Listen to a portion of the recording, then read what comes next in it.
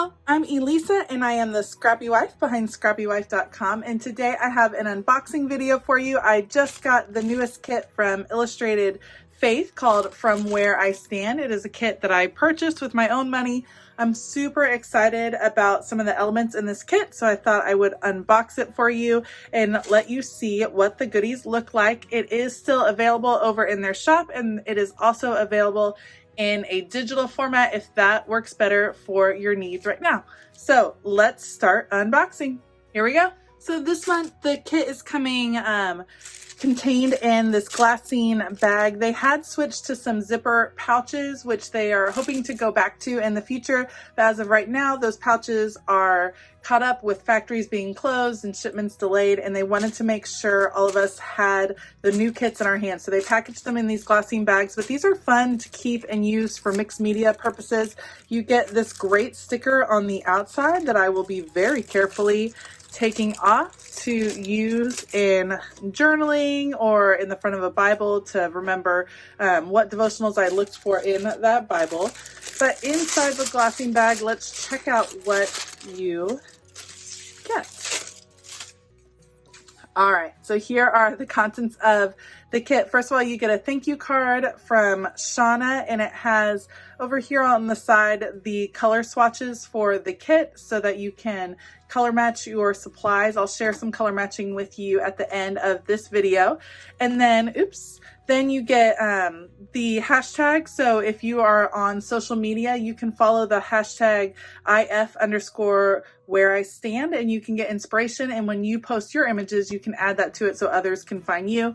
And then a little sneak peek of next month's kit called Awaken. This card is a beautiful element. I love the back. You can certainly fussy cut out these flowers to layer onto a Bible page.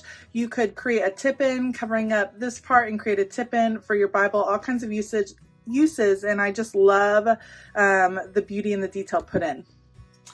This is a new element that they are including, and I think it's so sweet. If you follow Shauna over on Instagram, she always shows their packing parties, and it's a great group of people that come together and pack up all of these kits for us. And now we have these sweet cards. My kit was lovingly packed by Rachel, and then on the back you get a Bible verse, and I think that is so sweet. It would be awesome to kind of create a page with this card around that Bible verse, praying for that person. Super special. You also get the kit sticker right here, and these are really great vinyl stickers, really durable. I know some people put them on water bottles. I put mine on my craft cart, or I possibly will use it in a journaling entry, but they're super durable stickers, and I love just the graphic nature of the kit.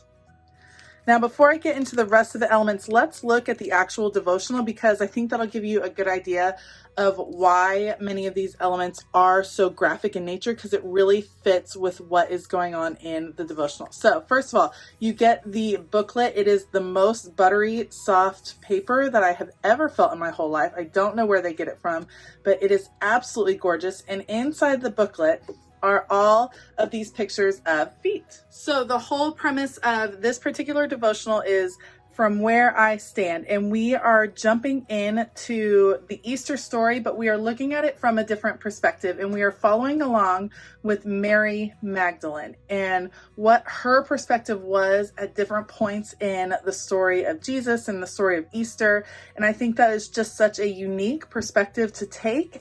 And in order to kind of incorporate that, we all have our own views and perspective, and it's all about where you're standing and how you can see God in the works, in your life, in the world at that moment. Shauna had the members of the creative team, just other people that have a lot to do with Illustrated Faith, take pictures of where their feet are at that moment. And so you get these beautiful graphic images. And I also checked over on Print and Pray, and Elaine Davis, I believe, has a printable set of images. I'm not sure if they're exactly this one or they're just similar, that you can use for your journaling entries. And I think it's going to be super fun to see how this kind of affects how we journal. Love that perspective. So you have for each section, what you end up seeing is you have the devotional, read John 19, and then it has some other scripture references. And then you can see it says from where she stands, what is Mary seeing? And there's room to work in the devotional booklet. What is Mary hearing? What is Mary smelling? So it's really interesting. It's going through all of your senses. And then in the darkness, you have a little bit different format, some more scripture references, some songs that you can listen to. I love listening to these and journaling the lyrics in my Bible, and then a journaling spot right here. And then you have a longer devotional on the journey, some prayer, again, some listening, and then some journaling questions. And there are actually several in this one, so it certainly can be extended. From where I stand in the light. So it's really kind of a different format. They're mixing it up, changing it up, but there's a lot of room to work in the devotional this month, which is fun and probably something I'll be doing because I like when you can keep all of your notes and thoughts, and you can even embellish and stamp and add stickers in here, and then you maybe are not taking up quite as much room in your Bible if you have a super full Bible like I do for my illustrating Bible, or these might just be what you have time to do. I know a lot of us have kids at home these days, and so journaling and taking time to be in our Bible and make elaborate pages we might not have that time, but you can still be in the Word and be studying and get in touch with that creative side of you and keep it on a smaller scale within the pages of this Traveler's Notebook. So super excited. Shauna Noel wrote the devotional this month, and I think it's going to be great. Let's look at some of the other goodies. Okay, you probably saw when I was unboxing, this sticker set actually came on the outside of the bag because it didn't quite fit in, and this is kind of a new size sticker set. It's a lot of stickers. So they had been formatting them to fit in your Traveler's Notebook, and these are larger, and I just want to kind of see what the format of them are. They feel kind of like cardstock stickers, definitely thicker. They're not clear, but they have some beautiful graphics. Love these florals. Your priorities say a lot about you. Holy is your word. Stepping into the light. I love this. I love these ones that have a little bit of journaling space right here. These are going to be fantastic for layering in with different pieces. These are super fun. So those are the stickers that come in the kit right there. You also get, as far as other pieces, these are the die cut florals. And I know a lot of people are super excited about these. These are very trendy right now. A lot of people are using black and white florals, and these are some large pieces. So here, let me just show you. Yeah, there are some big pieces in here, but what I like is if you are working in a different size Bible than the illustrating Bible, these can easily be cut down, layered. These are ones that you can use in projects outside of this particular devotional, but I think it's going to make it easy. So imagine if for an entry, all you need is maybe a couple of these florals. Maybe you print your own picture of where your feet are, or use Elaine's from the Print and Pray shop. Make yourself a little card with the photo on it as a tip it over right on the back, and then you'll be able to have a really simple, gorgeous journaling entry. And the other thing I'm really excited about is you have these big florals, but also the stamp set this month is florals as well. So I love this. I'm sure that if and when Shauna lists this stamp set separately, it will sell out because it's gorgeous. But these will be fantastic for layering underneath. So let me show you so you can see a little bit easier. So think of layering these underneath, maybe in some bright pops of color that are like peeking out from behind the black and white floral. Would be absolutely gorgeous. These are a cardstock. So if you wanted to paint on top of them, if you wanted to color, maybe come in with some color pencils, adding a few little bits of color here and there, that is certainly a possibility, and it will take that color.